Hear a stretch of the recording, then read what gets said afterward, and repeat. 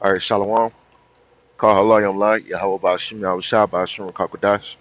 Call halayim la Yahweh Bashim Yahushua Bashim Kakodash. Double honors to the apostles and to the elders of Great Millstone. Much peace, love, and salutations to the brothers from this work, truth and sincerity. Shalom. This is the brother Patak. Back again through the Spirit with another lesson. And this lesson is going to be about usury and how Esau, uses his Federal Reserve note to constantly put the people in a constant state of debt, which is unrighteous to uh, to to snare, trap people using your money system, and that's exactly what Esau does. He traps you with debt. You know, so let's get right into it. This is the book of Job, chapter 34. I'm gonna get straight to the point. Verse 30. It says, it says, I'm gonna start at 29. It says, when he giveth quietness, who can make trouble? And when he hideth his face, who can behold him? Whether it be done against a nation or against a man only, that the hypocrite reign not, lest the people be ensnared. So that's how Esau is ruling, because he has ensnared the whole world, and that's how he's able to reign. He's deceived the whole world, and that's how he's able to reign, because his power is deception. His power is lies. This is Esau's power. It's not in him to tell the truth. The scriptures clearly tell you that he's a liar and the father of it. He's the father of lies. Look at that real quick. Book of John, chapter 8, verse 44. It says, ye are of your father the devil, and the lusts of your father ye will do. Because our people follow in the footsteps of Esau. They pick up his characteristics. Why? Because they're his children. They're sons of the wicked one. You know? They're not sons of the Heavenly Father. They're sons of Esau. Why? Because they do the bidding of Esau. Esau has casted a spell upon our people, and they follow after his footsteps. They're robbers, they're liars, they're all about usury, fornication, all types of they worship demons. They follow after the footsteps of the elites of Esau. Esau Edom. And now you have our modern day sellouts. They following at the footsteps and the agenda of Esau. That's why they push out a certain vibration, because they're following after Esau. They're doing the bidding of Esau. Esau Edom, the so-called white man. John chapter 8, verse 44. Ye are of your father the devil, and the lusts of your father you will do. He was a murderer from the beginning and abode not the truth. Now who abode not in the truth? Now who was the first murderer? Cain was the first murderer. And the word Cain comes from the Hebrew word qayan, which means a dagger.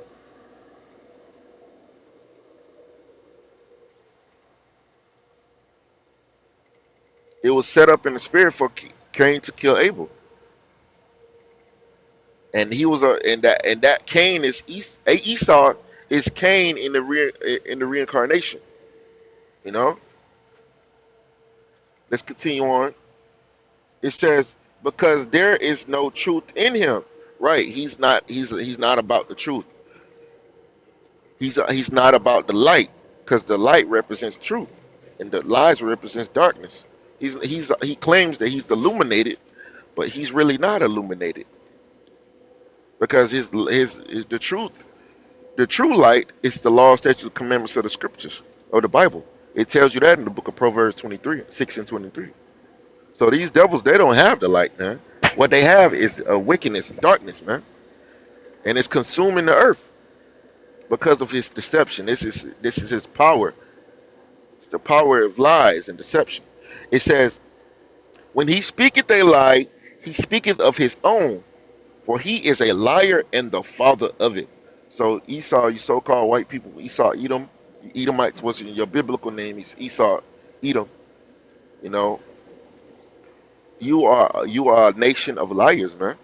You are people that spread lies throughout the whole earth.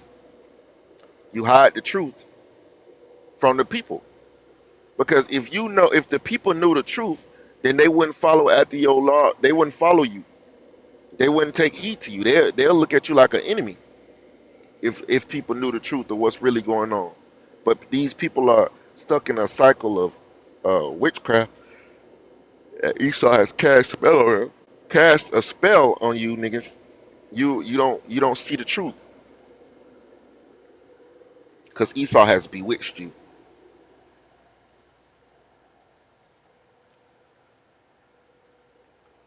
I'm gonna get an example of how Esau has bewitched you, so-called people, you niggas, you people, you Americans. Um, Galatians 3:1, it says, "Oh, foolish Galatians, who has beseeched you? Who has bewitched you that ye should obey not the truth?" And that's exactly what Esau has done to you Americans. He has bewitched you. He's tricked you. He cast a spell on you, so you won't believe the truth. It says, before whose eyes Yahweh HaMashiach had been evidently set forth, crucified among you. So it's clear that Yahweh Shai walked this earth. It's clear that Yahweh Shai is the true power. But you cannot see the truth because Esau has casted a spell on you. You have been tricked.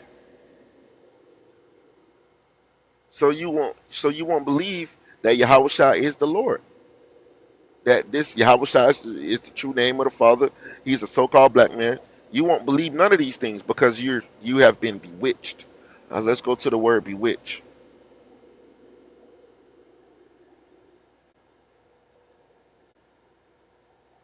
The word bewitch means to.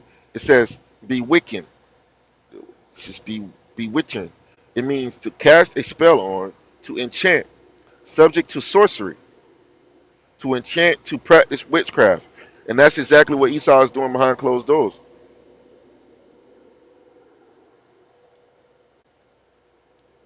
It says.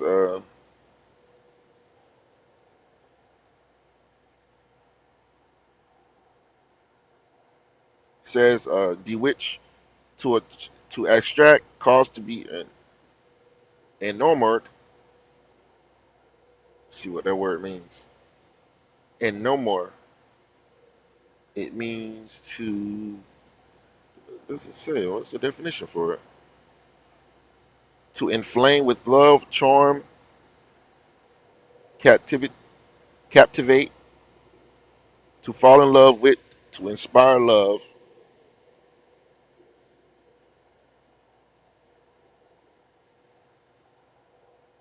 to capture, to trance, catch, be charmed, captivate, beguile, bewitch. So these are just some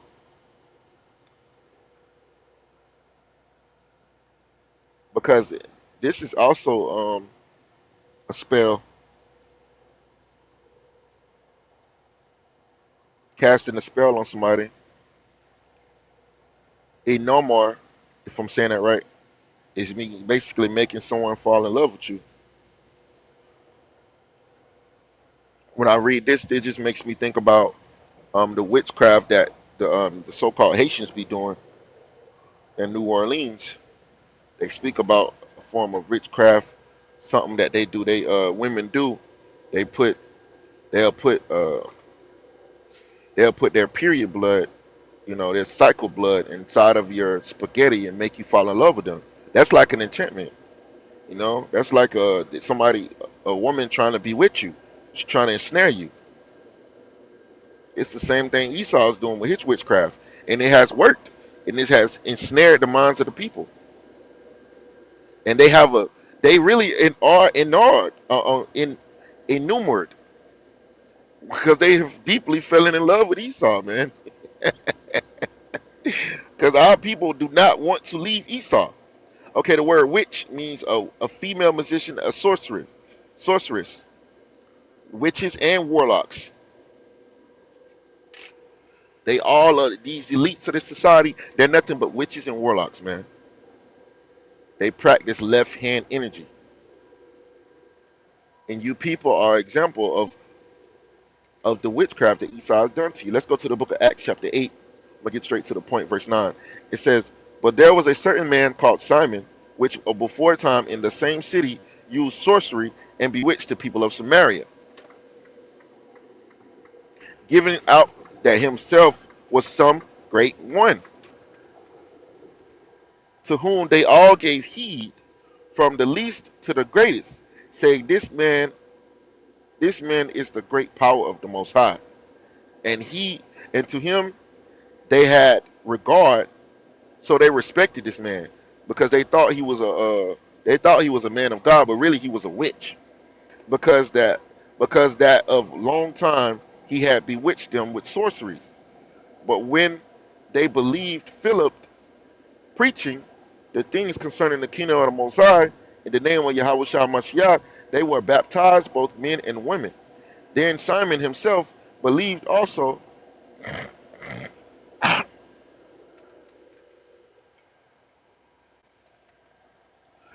It's like verse 13 again. Then Simon himself believed also, and when he was baptized, he continued with Philip and wondered, beholding the miracles and signs which were done.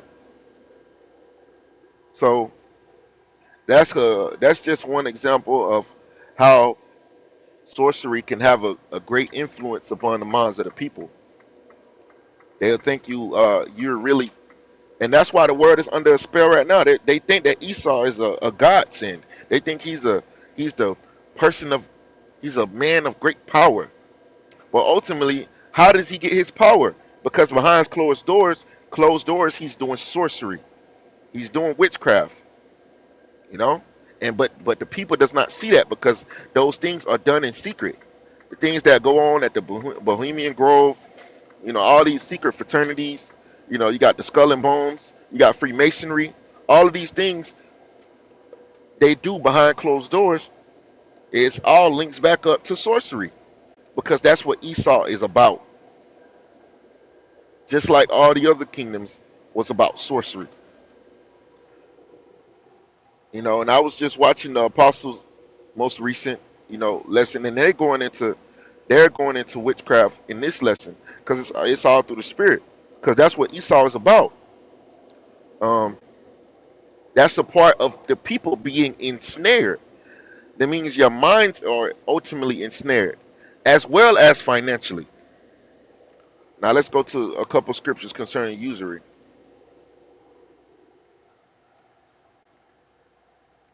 I probably spelled it wrong. Usury. There we go. Oh, how did I spell it? Wait.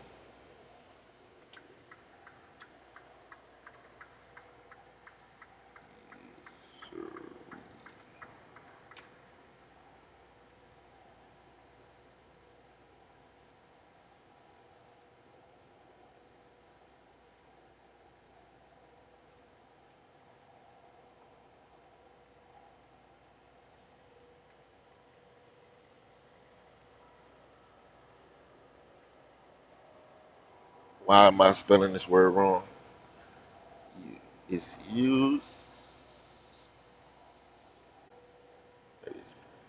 Okay, it's spelled weird. Okay,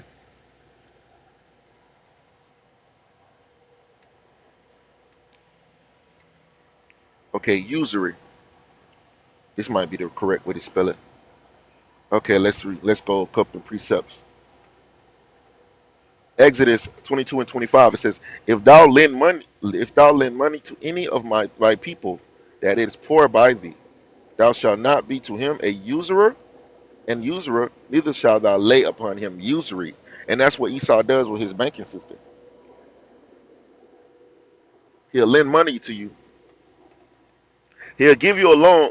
See, that's what the elites do to the businesses. They'll, or they also do it to countries, like what China does to countries. They'll give them a loan, and when they can't pay off the loan, they use them for usury. When they knew in the first place that these people wasn't going to be able to pay off the loan. So now that country is indebted to China, and they can set up infrastructure there and things like that. And that's what Esau do with his money. He'll give you a loan that he know you can't pay off, and then he'll charge you interest. I'm not an expert But I do watch certain videos concerning, the economics, the geopolitical things, and how Esau does use usury to trap people. He'll give you a loan that he know you can't pay back, and once you can't pay back the loan, he jack up interest rates and stuff like that. Then your business basically will go belly up. These Edomites, they do this. They use you. They'll lend money to you, and then they'll use you for usury, man.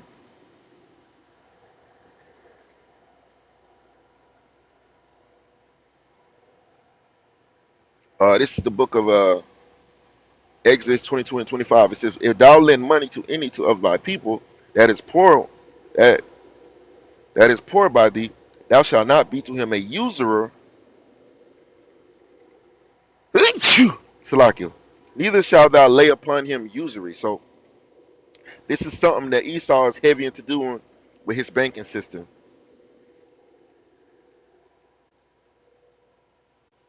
The word usury. It means a practice of lending money at interest. And that's exactly what Esau do. He'll lend you money and then he'll charge you interest.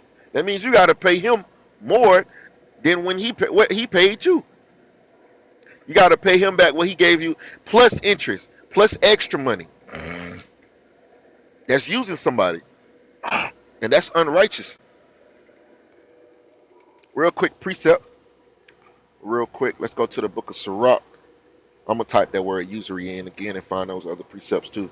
Just gotta go get this precept real quick while it's hot on my. Uh, damn, I lost it.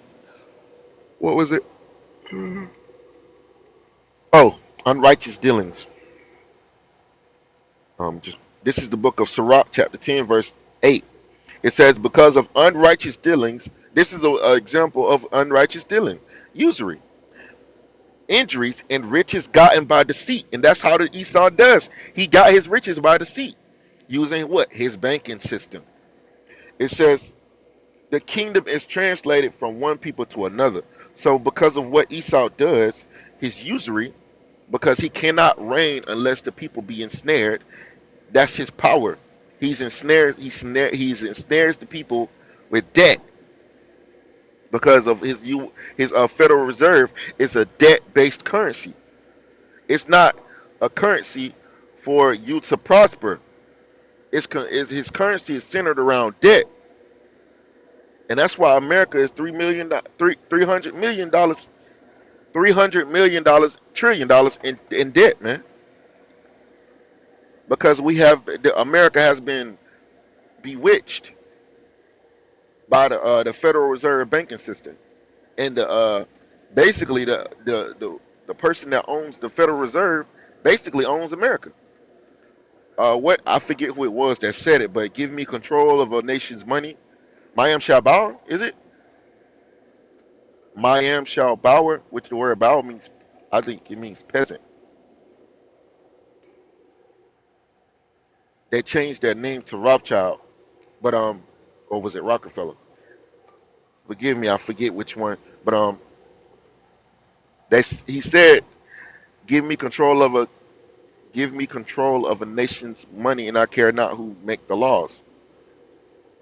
I'm gonna see. Let me fact check that real quick.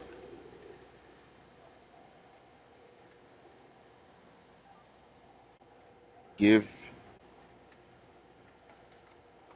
me control of a nation's money. Here we go.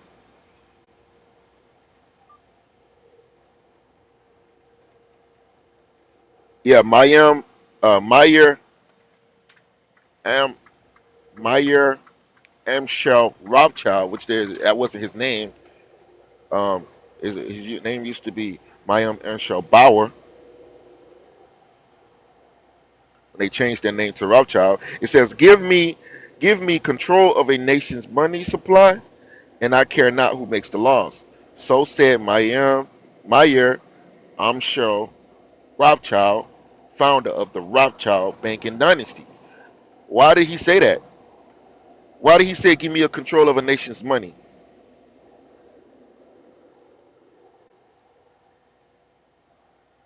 Because you can exploit that nation using using the using their money. You can exploit them, get them to do whatever you want them to do, and that's exactly what the elites do with America. They exploit America because of debt, because of trick. They're ensnared. We're indebted to the elites because that's how this system was set up. It's a debt-based currency. So I'm gonna read this again. Sirach chapter 10, verse 8. Because of unrighteous dealings, injuries, and riches gotten by deceit, because that's Esau's power. His power is deceit, ensnaring the people. The kingdom is translated from one people to another, and that's why your kingdom is crumbling right now. The truth is coming out. Thy nakedness is being seen. The Lord is uncovering your foreskin, man. You know that means He's exposing you. He's exposing your tricks.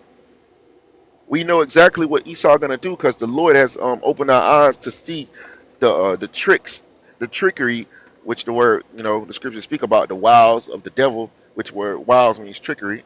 The Lord spoke about the trickery of Esau. So let's go back to the word usury. And Lord willing, your brothers, being edified.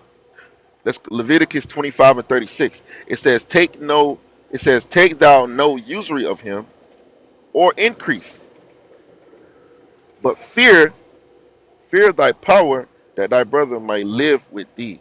So you can't use your brother either. This is what Esau does. And this is another this is also proof that Esau is the wicked one. Leviticus 25 and 37. Thou shalt not give him thy money upon usury, nor lend him thy victuals for increase. Deuteronomy 23 and 19. Thou shalt not lend upon you thou shalt not lend upon usury to thy brother, usury of money, usury of victuals, usury of anything that is lent upon usury. So the scriptures cover all bases. You can't do these things. But this is more proof that Esau is the wicked one. Verse 20. Unto a stranger thou madest lend upon usury, but unto thy brother thou shalt not lend upon usury. That Yahweh thy power may bless thee in all that thou settest to thy hand to in the land whither thou goest to possess it.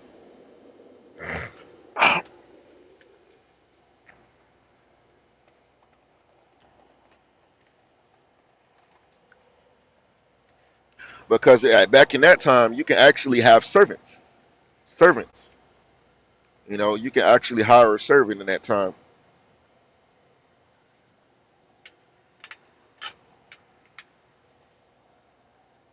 If that makes sense.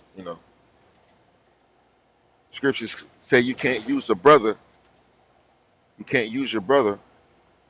you can act usury upon a stranger. Let's read it again. Deuteronomy 23 and 20. It says, unto a stranger thou mayest lend upon usury, but unto thy brother thou shalt not lend upon usury, that Yahweh thy power may bless thee in all that settest thine hand in the land whether thou goest to possess. So you can enact usury upon a stranger, a heathen, but you can't do it against your brother, according to the law.